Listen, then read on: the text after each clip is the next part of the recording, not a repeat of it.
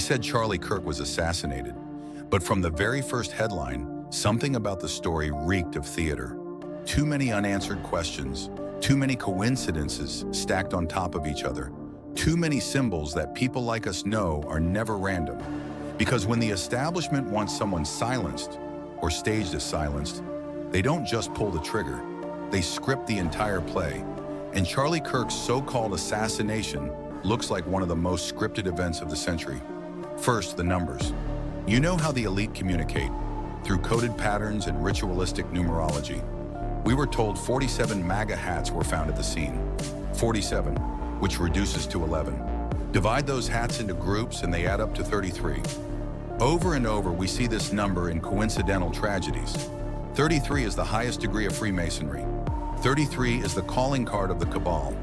And wouldn't you know it, FBI Director Kash Patel casually announced the case unfolded in either 33 hours or 33 minutes. He said it on camera like a throwaway detail, but anyone awake knows when they say 33, it's not accidental, it's a signature. Then there's the Israel connection. For years, Charlie Kirk was an unflinching supporter. Turning Point USA leaned into that alliance. But weeks before his death, he rattled the status quo, criticizing Israeli influence in American politics, questioning where loyalties lie. That kind of dissent rarely survives unpunished inside the establishment, right? Ask yourself, how many politicians, commentators, or public figures who cross Israel carry on unscathed? History shows a line is often drawn, and the backlash can be immediate and deadly. Or was he even assassinated at all? A whole camp of researchers suggests his death might be a staged disappearance, alive, hidden, rebranded, serving the cabal under a new persona. Why fake a death? Because the illusion of martyrdom is sometimes more powerful than the man. Kill the character, control the legacy, and redirect millions of followers wherever you want. In other words, was this a real killing or a Hollywood-style exit staged to perfection? Eyewitnesses contradicted each other. Some said 3 shots, others 1. Security footage that should have been crystal clear supposedly malfunctioned during the critical moments. When footage did surface, it looked grainy, over-edited, almost theatrical, designed to generate questions rather than answers. Sound familiar? Think 9/11 and the Pentagon clips that never added up. Think Epstein's cameras failing. Whenever something critical happens, the eyes in the sky go blind. Always. Timing matters. Kirk's assassination was reported and packaged within hours. Obituaries, tributes, think pieces, ready at lightning speed, as if pre-written. It's the same playbook used for JFK, MLK, even the manufactured stories around Osama bin Laden. The narrative machine was locked before the trigger was pulled.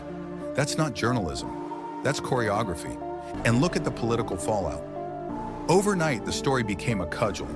Talking heads pushed censorship, surveillance, and new limits on speech. Kirk's death was used to justify tighter controls, to criminalize independent voices. Remove one figurehead, tighten the leash on the rest. That was the effect. Was that the intent? Some see ritual, 47 hats, reducing to 11, echoing 9/11. 33 hours of investigation, 33 minutes of unanswered questions, the same calling cards at every orchestrated tragedy. For the elite, numbers aren't mere digits. They're signals, signatures, rituals disguised as randomness. Every symbol around this event screams ritual. Now consider that Kirk might have been complicit. What better way to vanish, cash out, and re-enter as something else than fake your death? If he was a puppet for higher powers, erasing his public persona could be strategic. Or maybe he'd gone too far, criticizing Israel and other centers of influence, and faked his death as a last-ditch survival move. Either way, the official story starts to buckle under the weight of these possibilities. And here's the kicker. Sift through the noise and you see the same fingerprints that have surfaced around managed events for decades. Intelligence agencies, media conglomerates, shadow networks.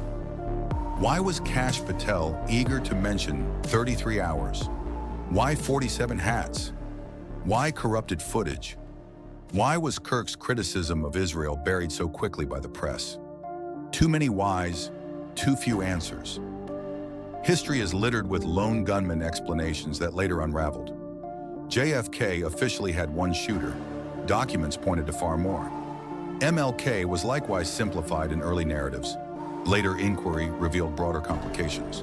The pattern repeats: a lone scapegoat, a tidy story, and anyone who asks questions is smeared as a conspiracist. Now Charlie Kirk's case looks like the same tired script.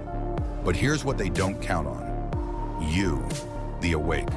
The ones who read the signs, notice the numbers, remember patterns, and connect them. They expect you to scroll past, accept their version, and move on. If you're listening, you're not doing that. You're questioning. You're connecting dots. You're refusing to swallow the neat story they spoon-fed. So was Charlie Kirk assassinated for criticizing Israel? Was he silenced by the deep state for stepping out of line? Was it a ritual sacrifice coded with Masonic numerology? Or was it all an illusion, a staged event to redirect his audience and tighten control? The truth may never be laid out plainly, but the symbols are there. The coincidences stack too neatly, and the script feels too polished to be genuine. That's the point. Assassination or illusion, staged or real, the Kirk event is a signal. The cabal is still sending messages and tightening its grip on the narrative. Whether he's dead, hidden, or transformed, what matters is what it means for the rest of us. If they can script this, they can script anything. You be the judge. If you're awake, you already know what to do. Hit the link in our description and sign up to our free underground newsletter.